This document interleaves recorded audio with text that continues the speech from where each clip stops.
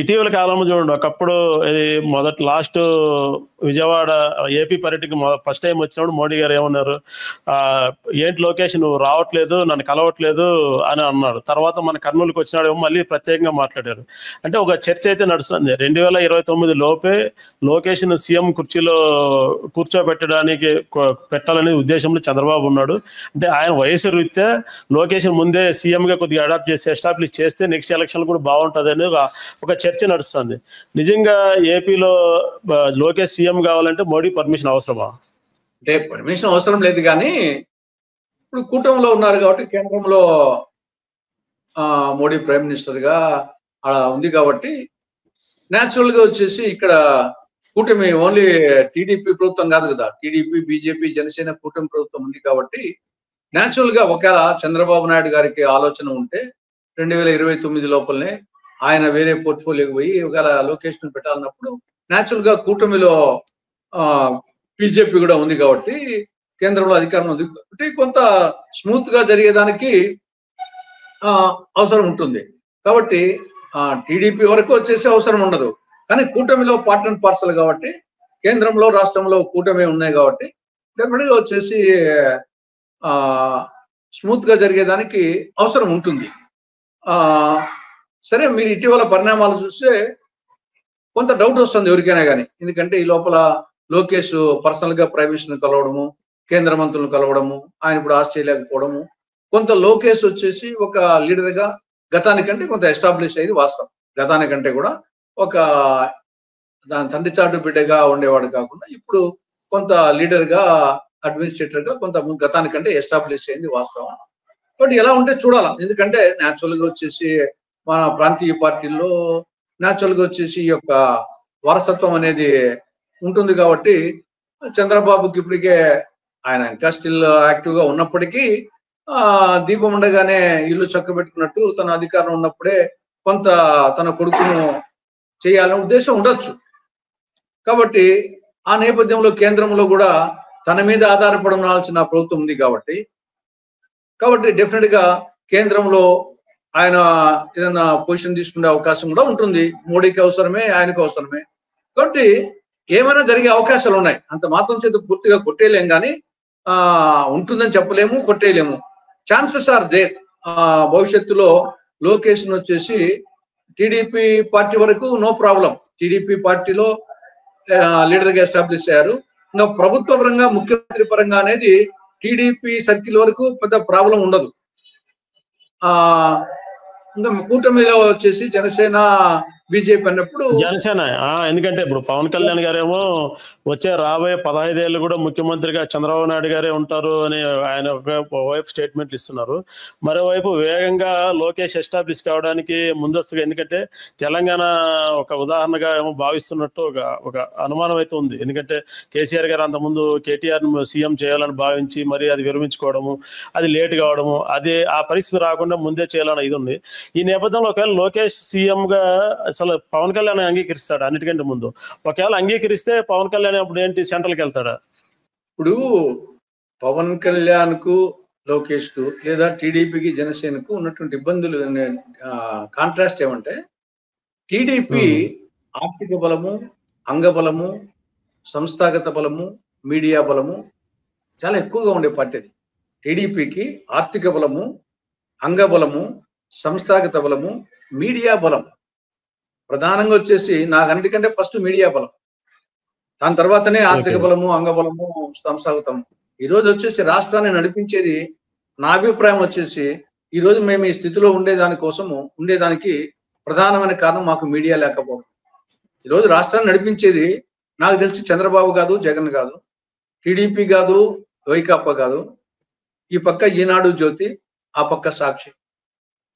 నడిపిస్తా ఉండేది వచ్చేసి ఈరోజు రాష్ట్ర రాజకీయాన్ని, రాష్ట్రంలో ఉండే మొత్తం ఇష్యూస్ నడిపిస్తా ఉండేది ఒకవైపు ఈనాడు, జ్యోతి, ఇంకొక వైపు సాక్షి. అది కాబట్టి ఇప్పుడు జనసేనకు కానీ, కాంగ్రెస్ కానీ, కమ్యూనిస్టులకు వచ్చేసేదో మితంగా వాళ్ళకు విశాలాంధ్ర సిపిఐకి, ప్రజాశక్తి సిపిఎంకి ఉంది, వాళ్ళ వాయిస్ కొంత వినపడతా ఉంది. మా వాయిస్ పవన్ కళ్యాణ్ వాయిస్ ఎంతవరకు వినిపిస్తుంది? అది టీడీపీకి అనుకూలంగా ఉన్నంత వరకే పవన్ కళ్యాణ్ వాయిస్ వినిపిస్తుంది ఈనాడు జ్యోతిలో. అది తెలుగుదేశానికి దెబ్బ తగులుతుంది అనుకుంటే పవన్ కళ్యాణ్ వాయిస్ వినపడదు. మా వాయిస్ వచ్చేసి షర్మిల వాయిస్ ఎంతవరకు ఉపయోగపడింది, టీడీపీకి ఉపయోగపడుతుంది, జగన్ దెబ్బ తగులుతుంది అన్నంత వరకు పవన్ షర్మిలను ఎత్తేసారు పైకి. ఒకసారి వచ్చేసి ఇంకా షర్మిల అవసరం లేదు అనుకున్నప్పుడు వచ్చేసి ఆ షర్మిల కూడా ఇప్పుడు నాదెట్లా జిల్లా ఎడిషన్ వేస్తారు. రాష్ట్రంలో కాంగ్రెస్ పార్టీ ప్రధానంగా వాయిస్ వినిపించేది నేను షర్మిల. నా వాయిస్ జిల్లా పరిమితి జిల్లా ఎడిషన్లు వేస్తారు, స్టేట్ ఎడిషన్ రాదు. షర్మిలాది కూడా ఇప్పుడు వచ్చేసి కొంచెం చేస్తారు. గతంలో అదే మ్యాటర్ వచ్చేసి ఫ్రంట్ పేజ్ లో వచ్చేది. కాబట్టి ప్రధానంగా ఇది మీడియా బలం పవన్కు లేదు. కాబట్టి పవన్ వచ్చేసి ఎంతసేపు వచ్చేసి టీడీపీ నుండి బయటికి పోయి బీజేపీ నుండి బయటికి పోతే ఆయనకు మళ్ళా వచ్చేసి 2019 సీట్లు ఆయన కూడా గెలిచేది కష్టం. కాబట్టి అది ఆయనకు వాస్తవం గ్రహించాడు కాబట్టి ఆయన వాస్తవంగా పోతున్నాడు. ఆయన అభిమానులు వాళ్ళు వచ్చేసి దాన్ని వాస్తవాన్ని గ్రహించలేక వాళ్ళు వచ్చేసి ఆయన సీఎం అని చెప్పేసి వాళ్ళు అంటున్నారు. కానీ ఆయనకు వచ్చేసి నేను సెపరేట్ గా అయితే సీఎం కాలేను, ఈ సీట్లు కూడా రావు, నేను కూడా గెలవలేనేది ఆయనకు పూర్తిగా తెలుసు. కాబట్టి ఆయన వాస్తవ పరిస్థితుల్లో ఉన్నాడు. వాళ్ళ అభిమానులే వచ్చేసి వాస్తవానికి రాలేకున్నారు.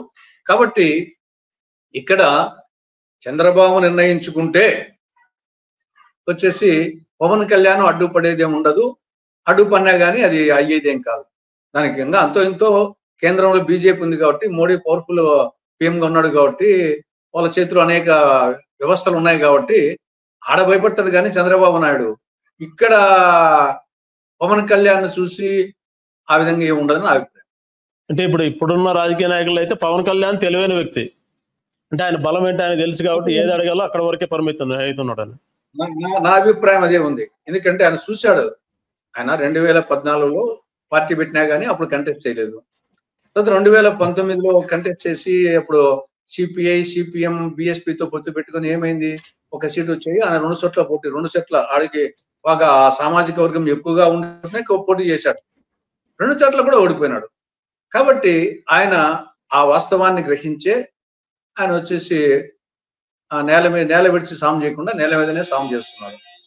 అది ఆయనకు తెలిసి చేస్తున్నాడు. వాళ్ళ మిగతా అభిమానులు వచ్చేసి వాళ్ళ న్యాచురల్ గా వచ్చేసి మా వాడు ముఖ్యమంత్రి అయితే ఉంటుంది కాబట్టి వాళ్ళు ఊహాలోకంలో విహరిస్తున్నారు. కానీ ఆయన మాత్రం నేల మీదనే సాము చేస్తున్నాడు అని నా అభిప్రాయం.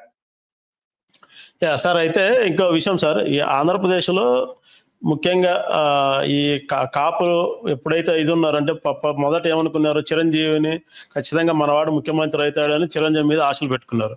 చిరంజీవినేమో మీరు కలిపేసుకున్నారు. ఆ తర్వాత పవన్ కళ్యాణ్ గారు బాగా ఫైట్ చేస్తున్నారు, నిలబడుతున్నారు. ఖచ్చితంగా మా కాపు సామాజిక వర్గం నుంచి పవన్ కళ్యాణ్ ఖచ్చితంగా సీఎం అవుతాడనేది అయితే గట్టిగా ఆశ ఉంది కాపు సామాజిక వర్గంలో. అయితే ఎన్నికలు అయిన తర్వాత అప్పటి వరకు ఎన్నికల ముందు వరకు కూడా పవన్ కళ్యాణ్ కూడా చాలా స్ట్రాంగ్ గా కనిపించాడు, బాగా ఇది ఉంది, ఆ వర్గంలో మంచి ఆశలు కూడా నింపారు. కానీ ఈ ఏడాది కాలంలో దాదాపు 6 నెలల కాలంలో మనం చూస్తే పవన్ కళ్యాణ్ లో వాయిస్ బేస్ కానీ తర్వాత ఆకాంక్ష తగ్గింది. తర్వాత కాపు వర్గం ఏదైతే ఆశించిందో దాన్ని నెరవేర్చుకునే దిశగా కూడా కనపడట్లేదు. ఆ వర్గాల్లో ఒక అసంతృప్తి కూడా కనపడుతుంది. ఇప్పుడు చాలా మందికి తెలియని విషయం ఏమంటే కాపుకు రెడ్డికి డిఫరెన్స్ తెలియదు.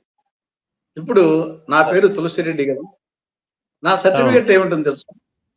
Nationality Indian, religion Hindu, caste ఏముంటుంది అనుకుంటే ఏముంటుంది?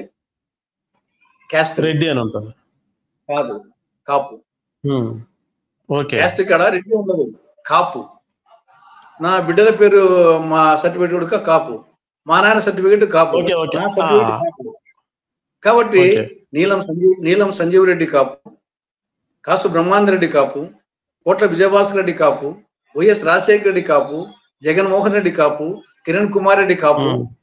కాబట్టి వీళ్ళందరూ ముఖ్యమంత్రి అందరూ కాపులే. వాళ్ళ పేరులో రెడ్డి ఉందేమో కానీ వాళ్ళ క్యాస్ట్ పరంగా వాళ్ళు కాపులు, నేను కాపు.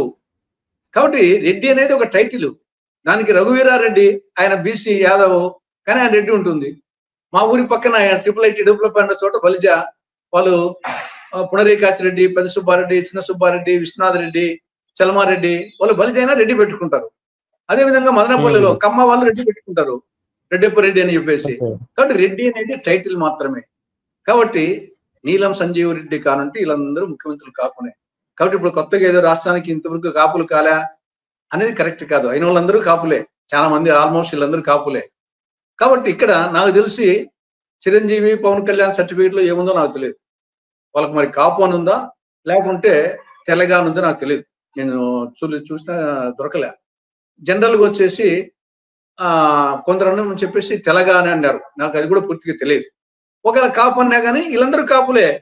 కాబట్టి ఏదో కాపు ముఖ్యమంత్రులు కాలేదు, ఫస్ట్ టైం చిరంజీవి ముఖ్యమంత్రి అనుకున్నారు, పవన్ కళ్యాణ్ ముఖ్యమంత్రి, వీళ్ళందరూ కాపులే అయినారు ముఖ్యమంత్రులు. కాబట్టి ఫండమెంటల్ గా రాష్ట్రంలో చాలా మందికి తెలియని విషయము ఇది.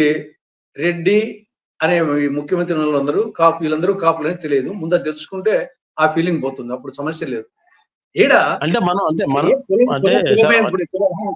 కులమేముంది? ఇప్పుడు జగన్మోహన్ రెడ్డి ముఖ్యమంత్రి మా పులిందులోడు. నేను వచ్చేసి ఆయన తీవ్రంగా విమర్శించే వల్ల నంబర్ 1 లో ఉంటా. ఏమి అతను నాకు బంధువు అవుతాడు, తర్వాత రెడ్డి అవుతాడు, పేరు ప్రకారం అయితే రెడ్డి అవుతాడు, క్యాస్ట్ ప్రకారం వచ్చేసి క్యాస్ట్ అవుతాడు. మరి వచ్చేసి మేమందరం వచ్చేసి మొత్తం రెడ్డి పేరు పెట్టుకున్న వాళ్ళందరూ కాపులందరూ వచ్చేసి జగన్ సంఖలో ఉన్నారా? అదే విధంగా వచ్చేసి కమ్మ అందరూ చంద్రబాబు ఎన్టీఆర్ సంఖలో ఉంటారా?